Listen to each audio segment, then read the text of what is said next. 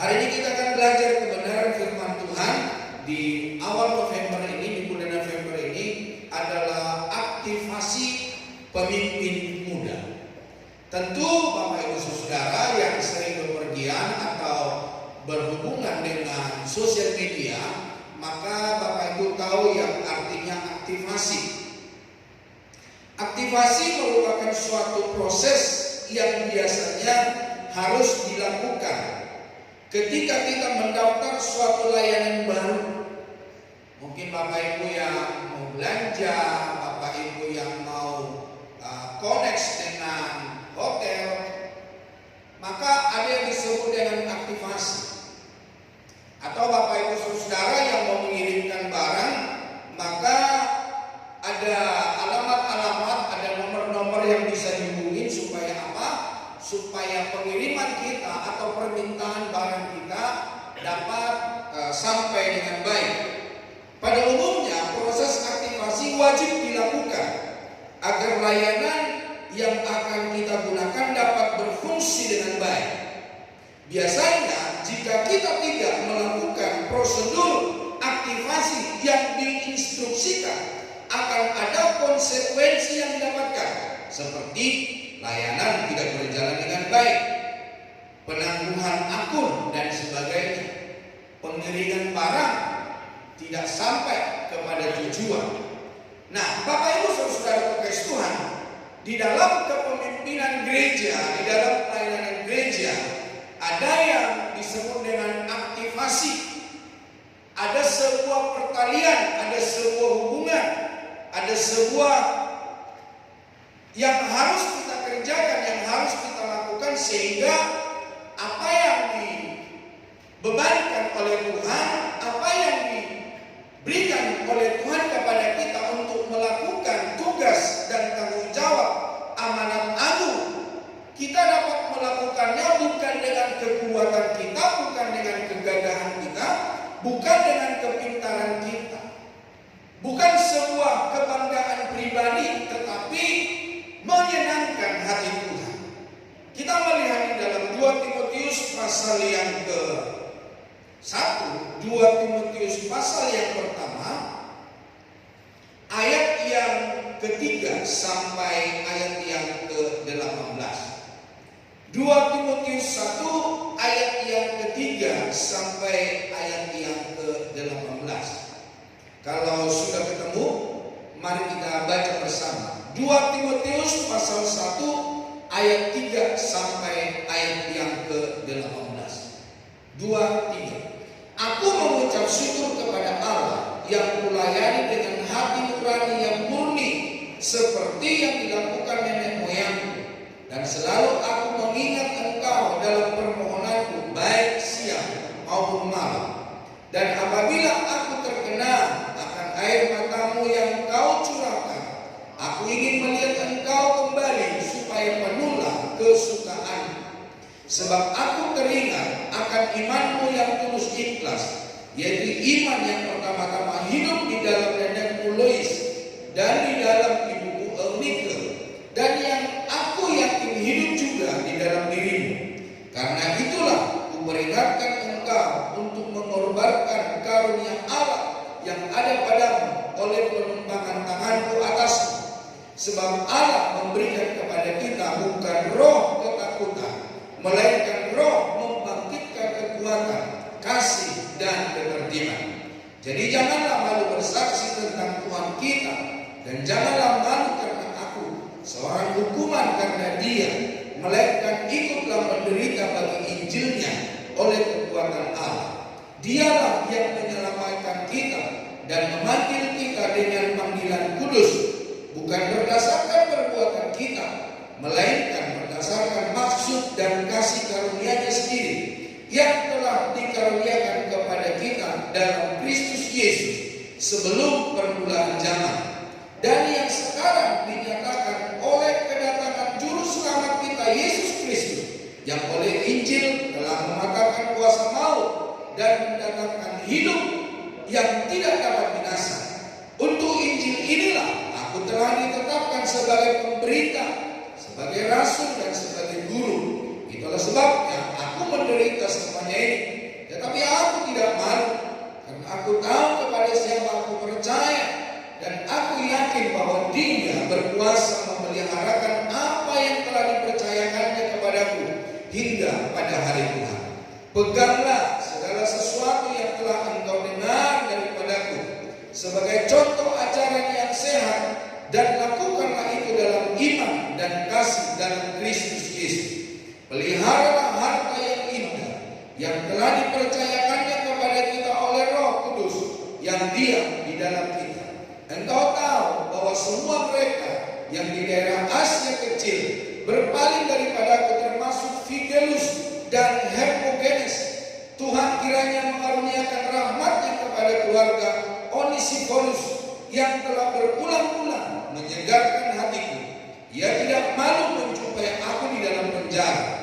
Ketika di Roma, ia berusaha mencari aku dan sudah juga menemui aku. Kiranya Tuhan menunjukkan rahmat-Nya kepadanya pada harinya. Betapa banyaknya pelayanan yang ia lakukan di Efesus, engkau lebih mengetahuinya daripada. Bapak Ibu saudara-saudara berkasih Tuhan, ini adalah pembicaraan daripada Paulus kepada Timotius, di mana bahwa Timotius tahu tentang pelayanan di Efesus. Oleh karena apa, Bapak Ibu saudara? Oleh karena dia telah menerima penumpangan tangan, dia telah menerima mandat daripada mentornya, yaitu Paulus. Sehingga apa yang terjadi kepada umat Tuhan, baik umat Tuhan yang ada dilayani oleh Timotius, adapun yang di daerah Efesus, maka Paulus bisa menerima berita bagaimana umat Tuhan yang ada yang dilayani oleh Timotius. Nah, Bapak Ibu saudara, pergantian generasi adalah sebuah keniscayaan dan hal yang tak bisa ditolak. Jadi Bapak Ibu saudara berkasih Tuhan, bahwa generasi-generasi baru, generasi-generasi muda yang akan muncul, yang memberikan hidupnya, yang berkenan kepada Tuhan, yang menggantikan para kami yang sudah melayani terlebih dahulu. Nah, seorang pemimpin Kristen harus mempersiapkan pemimpin-pemimpin berikutnya untuk melanjutkan estafet kepemimpinan. Jadi Bapak Ibu saudara, pelayanan penggembalaan, pelayanan pekerjaan Tuhan ada tongkat estafetnya. Saya seringkali berkata kepada orang-orang muda atau mereka-mereka yang ikut komsel, saya juga berkata, mungkin nanti Maria jadi gembala di gereja ini, atau mungkin nanti Esra jadi gembala di gereja ini untuk berikutnya. Jadi tidak ada yang tidak bisa, tidak ada yang tidak mampu, saudara. Yang terpenting ada sebuah kemauan, ada sebuah kerinduan, dan mau dipimpin, mau dididik, mau ikut sesuai dengan kehendak Allah. Paulus memberikan contoh kepada Timotius untuk melayani melalui kehidupan prajurit, olahragawan, dan petani. Nah, di sini dikatakan prajurit menggambarkan tentang kesiapan menerima perintah dari komandan. Ia memberi pelajaran juga tentang kepatuhan dan ketaatan. Tidak ada prajurit yang menentang apa yang dikatakan oleh komandan. Atau Bapak Ibu yang menjadi pemimpin, apakah anak buah Bapak Ibu ketika melakukan sesuatu terus dia menentang, atau misalnya Bapak Ibu menyuruh pekerja di rumah, mohon maaf, pembantu, Bapak Ibu bilang, Mbak, tolong belikan sate kambing 20 tusuk supaya kita bisa makan malam. Apakah pembantunya bilang begini, Bu, saya nggak suka sate kambing, jangan sate kambing deh, sate ayam aja. Kira-kira Bapak Ibu pemilik rumah, tuan rumah di dalam rumah itu ketika Mbak berkata begitu, atau mungkin dia nggak berkata begitu, dia pergi beli sate tapi bukan sate kambing, sate ayam yang dibelikan, atau bukan sate kalau sekarang, malah nasi goreng. Ketika sampai di rumah, bapak ibu tanya, loh, Mbak, kok nasi goreng? Saya nggak suka sate, Bu, saya sukanya nasi goreng. Loh, memang ini pesan buat Mbak, kan buat keluarga. Jadi bapak saudara, dari prajurit menggambarkan tentang kesiapan menerima perintah dari komandan. Itu merupakan suatu pelajaran tentang kepatuhan dan ketaatan. Olahragawan menekankan tentang pelayanan yang sesuai dengan aturan atau regulasi yang ada. Jadi ada aturan, ada regulasi, ada pergantian, dan juga memberi pelajaran tentang sportivitas. Bukan tentang siapa yang nomor satu, tetapi siapa yang bisa menyelesaikan pertandingan atau perlombaan dengan memberi daya juang terbaik. Jadi dari olahragawan kita belajar Bapak Saudara. Dan dari petani kita belajar yaitu memberi pelajaran tentang kesabaran, menantikan hasil dari apa yang telah dikerjakannya. Benih tidak saja ditabur, tetapi juga dirawat. Kadang-kadang sudah ditabur, kadang-kadang sudah ditanam, sudah dirawat, sudah dipupuk, sudah disiram, sudah disiangi. Tapi dengan jalannya waktu dalam pemeliharaan bisa saja dimakan oleh binatang pengerat atau hewan-hewan lain yang akan mematikan. Nah, Bapak Ibu Saudara, bertumbuh dengan baik kalau dipelihara dengan baik. Tapi kadang-kadang Bapak Ibu Saudara, hasil yang diinginkan oleh petani tidak sesuai dengan harapan. Sampai akhirnya Bapak Saudara, ada orang yang kecewa. Nah, namun ketika dipelihara juga dengan baik, ada juga yang menghasilkan buah yang lebat, yang menguntungkan para petani, yang menguntungkan dalam setiap usaha pekerjaan yang dilakukan. Nah, bagaimana ketika profesi itu memberkati Bapak Ibu Saudara secara pribadi dalam hal pengabdian atau pelayanan kepada Tuhan? Sudahkah kita seperti olahragawan? Sudahkah kita seperti petani? Atau sudahkah kita seperti prajurit? Ini sangat dibutuhkan dalam pelayanan pekerjaan Tuhan di dalam hidupku dan hidupku sebagai orang-orang yang mengiring Tuhan. Dengan melayani sesama kita, maka sikap dan perjuangan generasi muda dalam mewujudkan pengabdian kita kepada Tuhan Yesus terwujud, meskipun melalui proses yang tidak mudah. Melayani Tuhan ada banyak proses, ada banyak tantangan. Seperti Paulus berkata, aku menanam, Apolos menyiram, tapi Tuhanlah yang memberikan pertumbuhan. Tapi kadang-kadang saudara, apa yang kita harapkan tidak sesuai. Prajurit, olahragawan dan petani adalah teladan bagi kita, contoh bagi kita sebagai pengiring Tuhan, sebagai orang-orang percaya yang melayani Tuhan. Nah, bila mana kita sudah melakukannya, buahnya akan segera nampak dan berdampak. Langkah sekecil apapun dalam melayani sesama yang dilakukan dengan tulus ikhlas dan berdasar kasih Kristus akan berdampak positif di kemudian hari. Sekecil apapun yang kita kerjakan, sekecil apapun korban yang kita berikan untuk melayani sesama, itu sangat berarti. Banyak saya menerima kesaksian-kesaksian dari orang-orang yang terdahulu bisa dilayani. Kemarin saya di sosial media saya ada seseorang yang melihat saya mengirim sebuah video pertanian, saudara. Nah, Bapak Ibu Saudara, dia menyapa saya dan dia berkata, Pak Umper masih ingat enggak?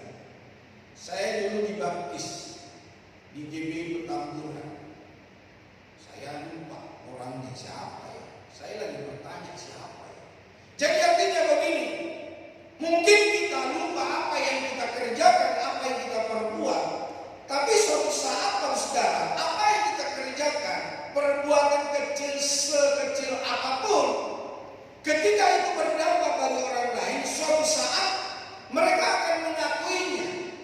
Jadi Bapak Ibu Saudara Tuhan, jangan sungkan-sungkan, jangan segan-segan memberikan yang terbaik di dalam hidupmu, dan itu akan sangat berarti untuk kemajuan dan pertumbuhan iman orang lain.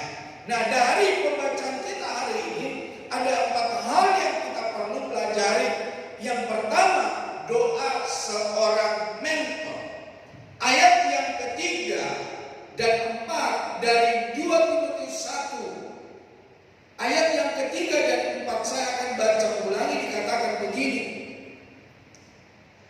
Aku mengucap syukur kepada Allah yang kulayani dengan hati nurani yang murni, seperti yang dilakukan nenek moyangku, dan selalu aku mengingat engkau dalam permohonanku baik siang maupun malam.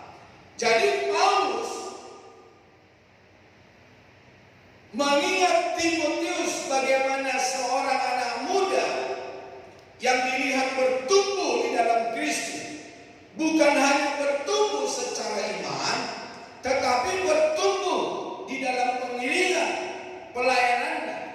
Beberapa waktu yang lalu saya berkata bahwa Timotius itu menjadi rekan sepelayanan Paulus, bukan karena diusulkan oleh jemaat, bukan karena diusulkan oleh orang tuanya, bukan diusulkan oleh gembalanya Timotius, bukan.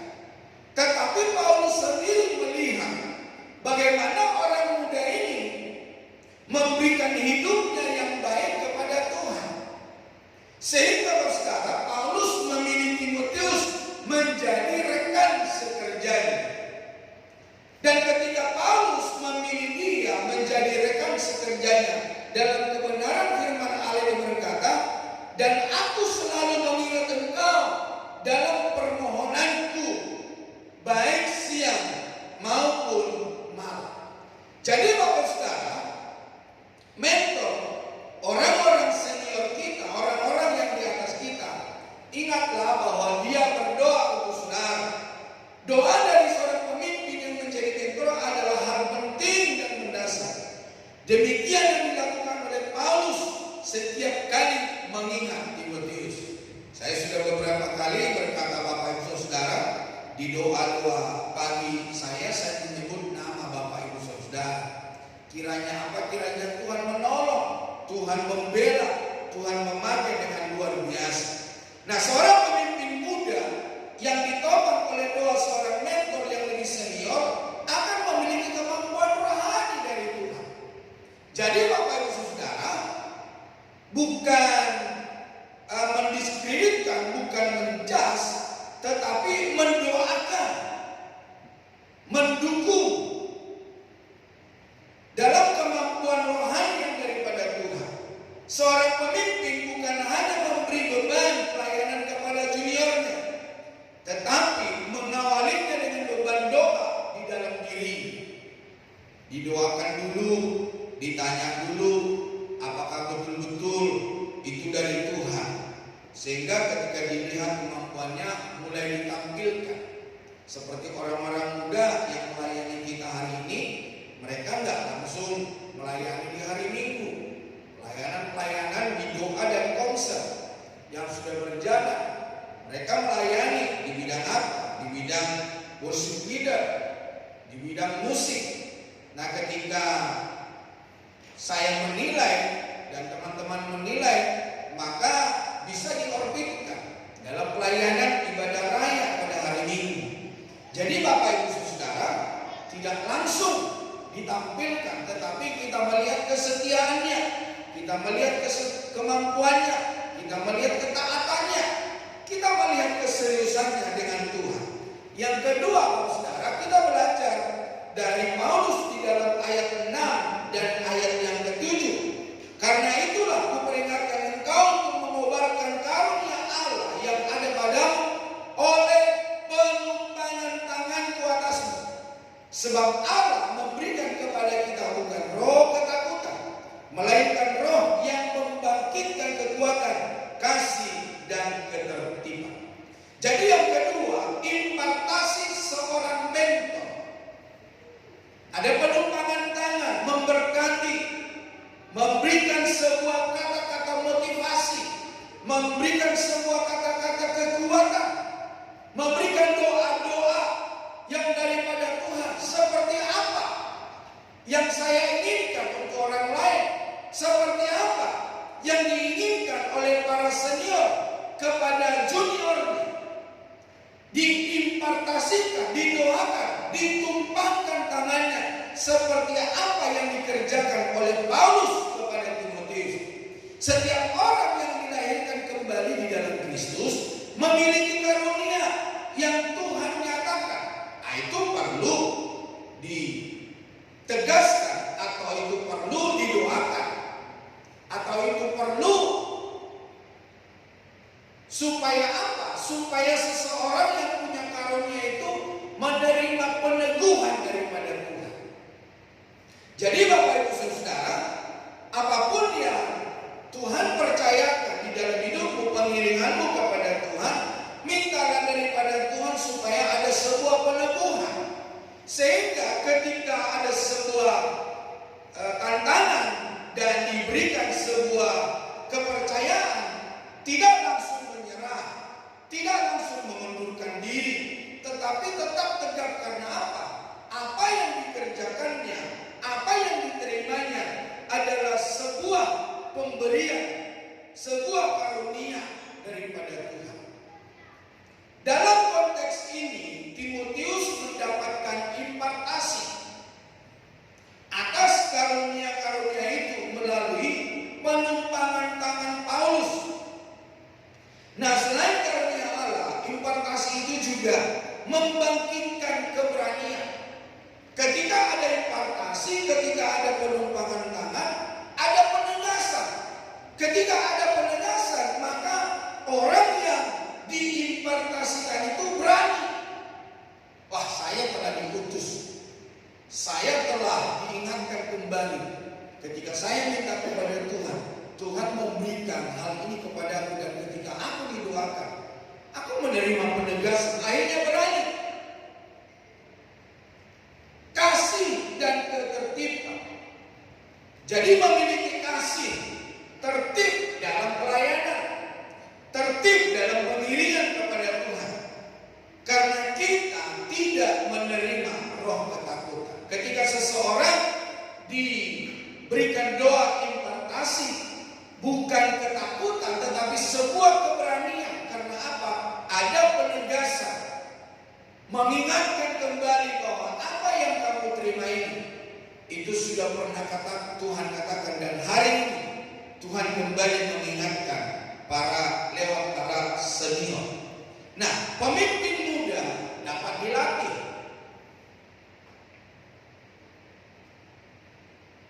Dalam pengembangan kepemimpinan dengan memberikan kesempatan memuridkan. Nah, seperti kita di konser, ada pergantian-pergantian. Ya, sekarang saya nggak memimpin konser lagi. Saya berikan kesempatan kepada Bapak Ibu Saudara menjadi pemimpin. Mungkin juga suatu saat jadi pemegang cabang, jadi gembala sidang, tentu tahu bagaimana memimpin, bagaimana membawa renungan, bagaimana membahas kebenaran firman Allah. Dan saya melihat dan saya mendengarkan apa yang Bapak Ibu sampaikan ketika saya berkhotbah hari Minggu, dan Bapak Ibu menyampaikannya pada hari Kamis. Saya pun diberkati, Bapak Saudara.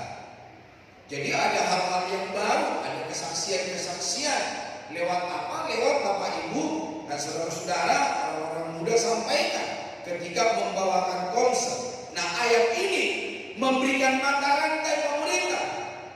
Seperti siapa? Paulus memuridkan Timotius. Timotius melatih, memuridkan orang-orang yang dapat dipercaya dan cakap mengajar.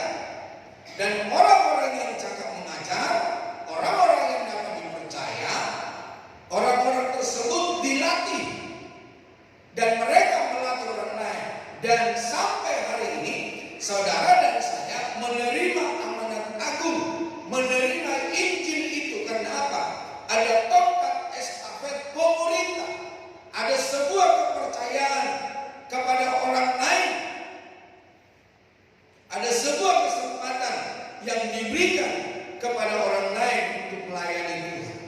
Nah, Tuhan Yesus sangat sering menggunakan kata murid. Ya, beberapa waktu yang lalu kita sudah membahas tentang murid. Murid itu ada di dalam satu sekolah. Murid itu nggak pindah-pindah sekolah, saudara. Bulan ini di SMA 1, bulan depan di SMA 2, bulan berikutnya di SMA 3, begitu terus. Itu tidak ada, saudara. Tentu dia akan menyelesaikannya, kecuali ada sebab akibat yang dia harus pindah keluar kota atau pindah sekolah karena tempat, karena pekerjaan orang tua dan lain sebagainya. Tetapi selama anak itu sekolah, tentu dia harus menyelesaikannya. Selama dia mendaftarkan diri di sini, nah, tentu kalau pindah-pindah maka setiap aturan, setiap apapun peraturan di dalam sekolah itu akan berbeda lagi.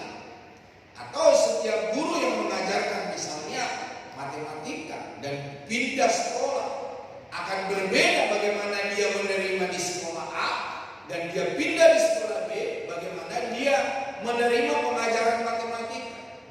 Ada memang guru yang pintar mengajarkannya sehingga kita gampang untuk menerapkannya, kita gampang untuk memahaminya.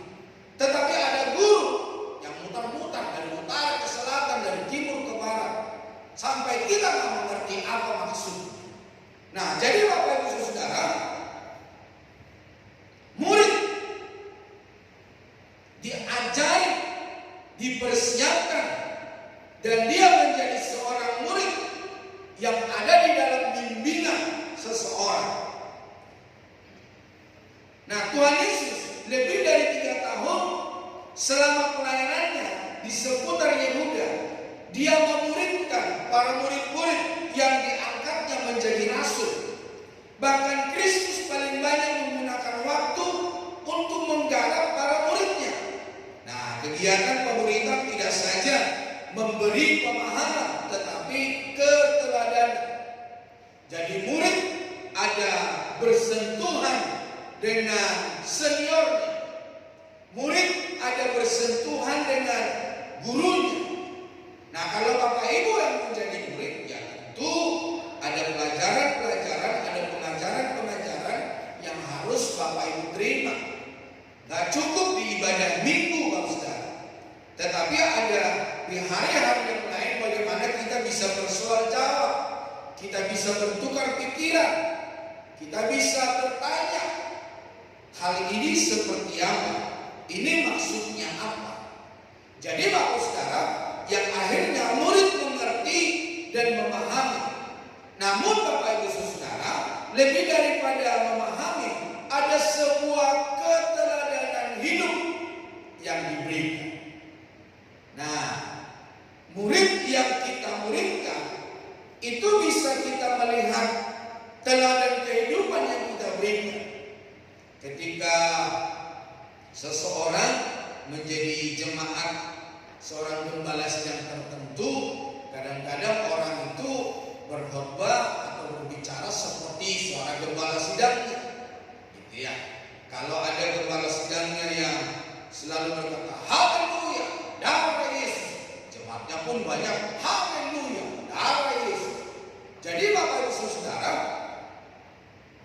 dimuridkan memberikan sebuah teladan kehidupan.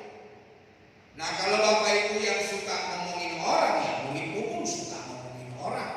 Bukan hanya murid, anak-anakmu pun suka ngomongin orang. Saya berkata kepada jemaat di tempat ini, Bapak Ibu saudara yang berkonser, jangan suka ngomongin orang. Ngomongin diri sendiri aja kita nggak cukup waktu, apalagi ngomongin orang. Sekalipun orang lain ngomong A, ngomong B tentang hidup, udah nggak usah. Tetap aja fokus kepada Tuhan, melayani Tuhan. Nah, Bapak Ibu saudara berkasih Tuhan, masa kini seorang guru tidak lagi dianggap sebagai satu-satunya sumber informasi. Ya, kita semua bisa belajar dari mana melihat, meng-googling, browsing di sosial media. Kita bisa belajar. Namun saudara-saudara kekasih Tuhan, itu hanya sebuah informasi. Tapi Bapak Ibu Saudara, untuk fakta yang sesungguhnya bisa kita melihat dan kita bisa mendengar kepada guru yang berkompeten, bukan guru kaleng-kaleng, bukan guru abal-abal, bukan sumber informasi yang asal-asalan, saudara. Nah, ketika saya mendengarkan apologet Kristen, saudara, luar biasa. Saya suka bertanya, orang-orang ini belajar dari mana ya? Kok pintar gitu ya? Bersoal jawab dengan orang-orang yang bertanya kepada dia dengan yang tidak senang. Bukan hanya Alkitab yang mereka hafal, tapi kitab orang-orang pun mereka tahu, bahasanya pun tahu, saudara. Nah, Bapak Ibu saudara kekasih Tuhan, saat ini hal paling berharga yang dapat diberikan oleh seorang guru kepada murid-muridnya adalah keteladanan. Inilah yang dilakukan oleh Kristus. Itu juga dilakukan oleh Paulus dan para pemimpin rohani sejati dari abad ke abad.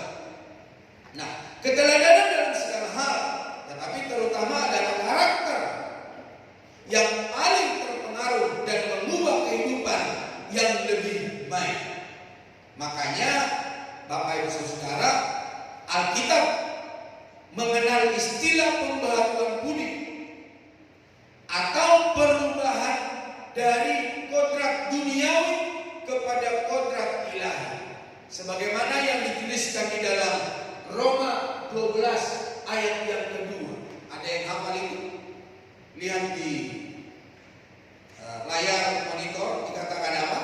Janganlah kamu menjadi serupa dengan dunia ini, tetapi berubah oleh pembaharuan budimu, sehingga kamu dapat membedakan manakah kehendak Allah, apa yang baik, yang berkenan kepada Allah dan yang sempurna. Di dalam 2 Petrus 1:4 berkata, dengan jalan itu Ia telah menganugerahkan kepada kita janji-janji yang berharga dan yang sangat besar, supaya apa? Olehnya kamu boleh mengambil bagian dalam kodrat ilahi dan luput dari hawa nafsu duniawi yang membinasakan. Jadi Bapak Ibu Saudara, firman Allah sendiri yang mengubahkan kita dari hidup duniawi terhadap kehidupan rohani yang berkenan kepada Tuhan. Jadi selama kita mengiring Tuhan, ada sebuah progres, ada sebuah perubahan, ada sebuah kenaikan tingkat. Jadi tidak melulu kita ada di titik nol, ada di tangga yang pertama, tetapi kita harus naik dan naik semakin tinggi di dalam Kristus. Bukan tinggi hati, bukan, tetapi tinggi kerohanian, tinggi kedewasaan iman di dalam Kristus Yesus. Dan orang-orang yang semakin ada progres di dalam hidupnya, orang-orang itu semakin sederhana, orang-orang itu semakin lemah lembut, orang-orang yang bertumbuh. Akan kita melihat dari cara bicaranya, orang kita lihat dari cara pertumbuhan hidupnya, bagaimana dia melayani Tuhan, bagaimana dia memberikan waktunya kepada Tuhan, bagaimana dia membagi hidupnya kepada Tuhan, dan bagaimana dia memberikan sesuatu yang terbaik kepada Tuhan. Dan yang ketiga, generasi yang bertumbuh dalam kasih karunia. Nah, salah satu ciri dari orang-orang muda adalah kekuatannya. Ayat ini mengajarkan bahwa kekuatan itu berasal dari kasih karunia dalam Kristus Yesus. Jadi sama sekali bukan karena keadaan fisiknya yang muda, tetapi sumber kekuatannya adalah anugerah Tuhan. Paulus bahkan memerintahkan, jadilah kuat kepada siapa? Kepada Timotius. Jadi Bapak Ibu Saudara, kekuatan oleh karena kasih karunia.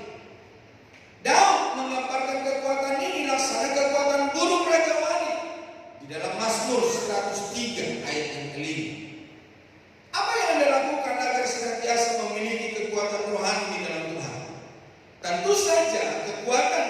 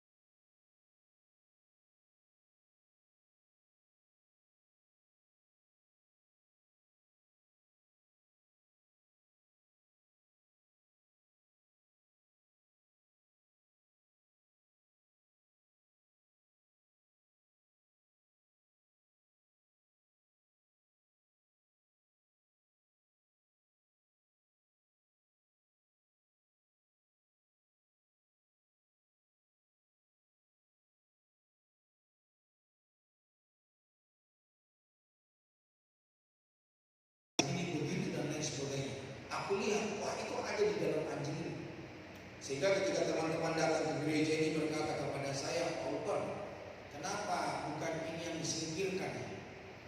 Kenapa saya tanya? Masa Pak, saya bertahun-tahun ke gereja ini, saya bertahun-tahun dia ketemu saya, masa dia bohongin terus saya? Saya bilang, "Jangan Pak, itu CCTV buat saya." Jadi Bapak Ibu Saudara Tuhan, bukan persoalan anjing putih atau anjing hitam yang menang, tetapi ketika binatang itu dikasih nutrisi, nah sama halnya dengan hidupmu, rohanimu dan jasmanimu, lebih banyak dikasih makan apa? Ya tentu Bapak Ibu Saudara, jasmani kita tentu kita kasih banyak makan. Atau saya tanya Bapak atau Ibu, Saudara berapa kali makan sehari? 3 kali katanya. Itu pun nambah pula. Sudah 3 kali nambah, masih ada makanan antek-anteknya yang lain, yang bakmi lah, yang bakso lah, yang gorengan lah, apalah yang ketemu begitu ya. Orang menawarkan makanan, kita copot yang kita makan. Nah untuk hal jasmani saja, banyak kita konsumsi makanan sehingga kita menjadi sehat. Tapi pertanyaannya, rohani kita berapa kali kita makan dan kita kasih makan dalam satu hari? Pertanyaan yang sama ini pernah saya tanyakan. Ada yang berkata, "Saya menerima rohani sekali seminggu Pak." Kapan? Di dalam gereja. Terus hari-hari lain enggak. Gak pantas rohani juga bertumbuh. Baca Alkitab hanya di gereja. Itu pun spoi-spoi. Kadang iya, kadang enggak. Kadang baca, kadang pindah ke hati yang lain. Lihat status orang, lihat sosial media orang, lihat telepon dari orang lain. Gak fokus kepada kebenaran firman Allah. Ada juga yang terngantuk-ngantuk, ada juga yang ngobrol dengan temannya, saudara. Jadi Bapak Ibu Saudara, di dalam gereja selama kekristenan hanya sekali di dalam gereja dikasih makanan rohani. Nah, bagaimana rohani kita menjadi sehat? Bagaimana pertumbuhan kerohanian kita bertumbuh dengan baik? Kalau rohani kita hanya dikasih makan ketika khotbah, ketika baca Alkitab di gereja, tetapi di rumah rohani kita gak pernah dikasih makan, gak pernah berdoa. Berdoa pun ya Senin Kamis. Jangankan doa pribadi dengan Tuhan, doa makan aja lupa. Bakso udah sampai di mulut, dia ingat, aduh belum berdoa, dikeluarin baksonya dan berdoa. Nah Bapak Ibu Saudara kekasih Tuhan, supaya rohani kita bertumbuh, sering-seringlah kasih makan rohanimu dengan firman Tuhan, baca Alkitab.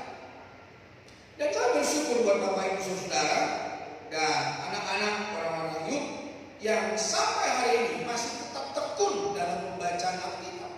Yang artinya bahwa Bapak Ibu Saudara, orang-orang muda, anak-anak memberikan rohanimu makan sehingga bertumbuh sehat.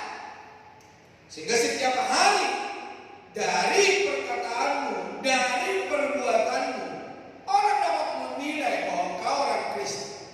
Ya seperti contoh yang beberapa waktu yang lalu saya berkata, ketika orang-orang keluar gereja, mereka makan di warteg, mereka bawa Alkitab, mereka berbicara tentang firman Allah, mereka berbicara tentang Injil, mereka berbicara tentang pertobatan, mereka berbicara tentang apa yang disampaikan tadi dalam gereja. Tapi ketika orang-orang ini makan, pemilik warteg itu memperhatikan.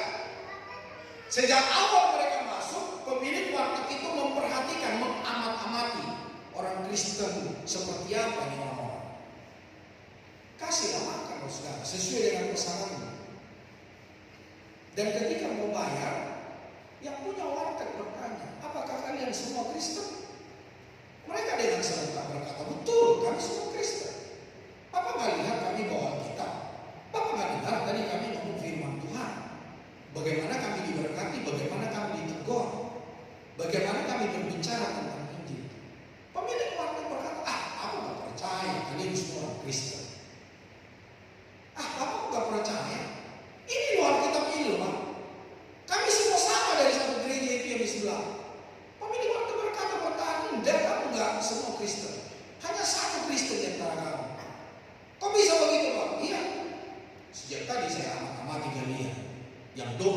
hanya satu orang, yang lain tidak.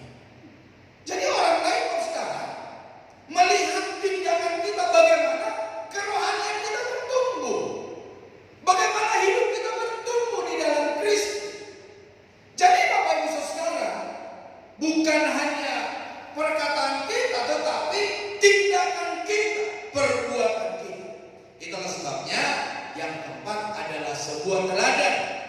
Teladan seorang mentor. Selain doa dan impartasi dari pemimpin, seorang pemimpin muda membutuhkan model. Para junior-junior membutuhkan model, membutuhkan teladan untuk dicontoh. Nah, mata rantai yang tidak putus ini memungkinkan teladan estafet dapat berjalan dengan baik.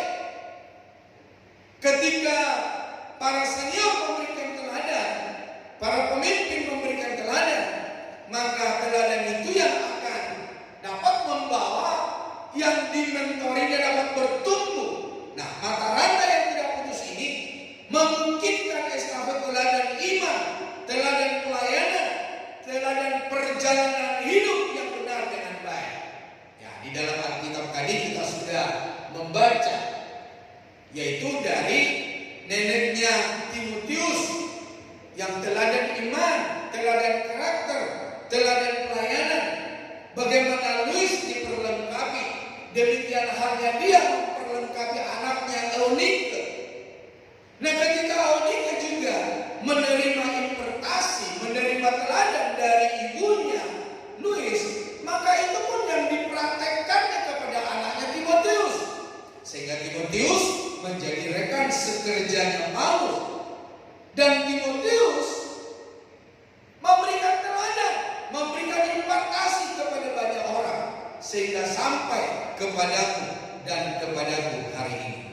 Nah, Paulus menyatakan, peganglah segala sesuatu yang telah engkau dengar daripadaku sebagai contoh. Selain teladan dalam ajaran, tentu teladan dalam kehidupan adalah hal yang tidak bisa ditinggalkan. Ada quotes yang berkata begini, pemusik boleh maju ke depan, para imam-imam lagi boleh maju ke depan. Tindakan membuktikan siapa seseorang. Atau orang berkata begini, tulisanmu itu menandakan bahwa engkau seperti ini. Lisanmu itu, cara bicaramu itu menandakan kamu itu siapa. Jadi Bapak Ibu Saudara, dikatakan dalam quotes, satu perbuatan lebih bermakna dari 1000 kata-kata. Ya, seperti orang-orang Kristen tadi yang makan di warteg, mereka ngomong tentang Injil, mereka ngomong tentang Yesus, mereka ngomong tentang pertobatan. Tetapi pemilik warteg gak perlu apa yang mereka ngomong, tapi pemilik warteg hanya melihat, betul nggak nih orang ini berdoa sebelum makan. Jadi Bapak Ibu Saudara, mari hari ini kita sebagai orang Kristen memberikan sebuah dampak, memberikan sebuah teladan kepada banyak orang.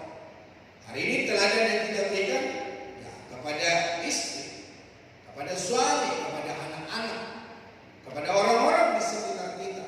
Saat kita di dalam rumah tangga, saat kita dalam bekerja, saat kita bermasyarakat, seperti apa teladan kehidupan kita? Seperti apa rohani kita bertumbuh di dalam Kristus Yesus? Kiranya Tuhan memberkati kita semua dan setiap kita ada sebuah koneksi, ada sebuah hubungan dengan Kristus, sehingga kita adalah murid Kristus yang dapat mempertanggungjawabkan Injil lewat apa yang kita lakukan, lewat apa yang kita perbuat, sehingga kita menjadi orang-orang Kristen, bukan hanya sekedar Kristen, tapi kita menjadi orang Kristen yang memberikan keteladanan.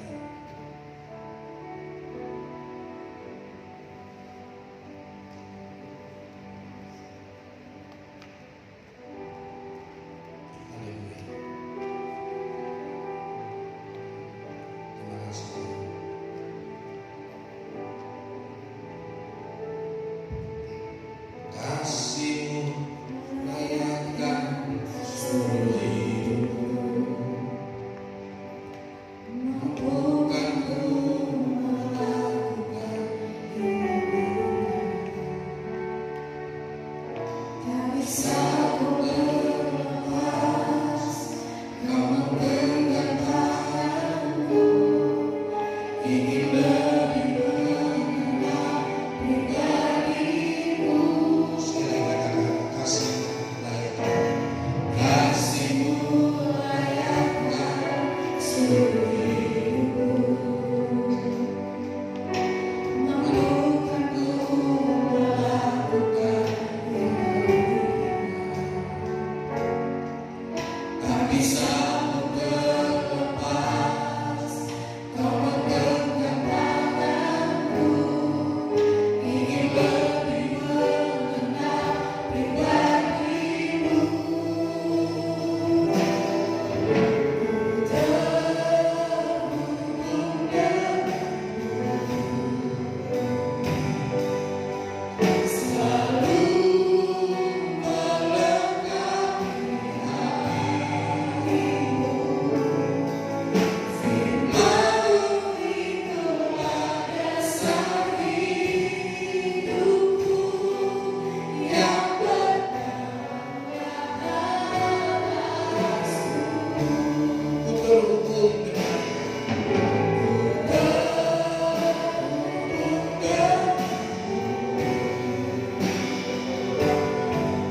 selalu melengkapi Firman-Mu itulah dasar hidupku yang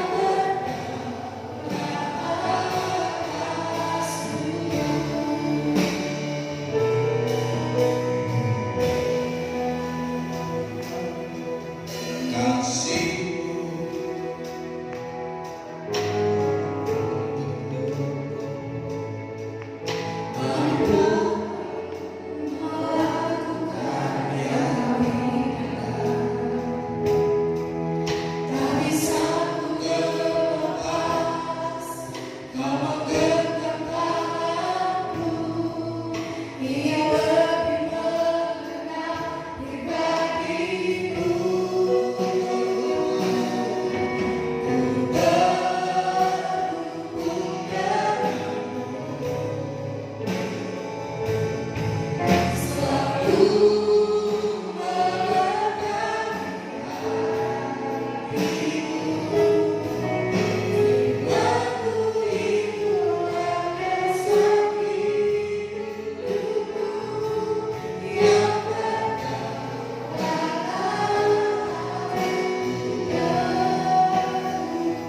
denganmu,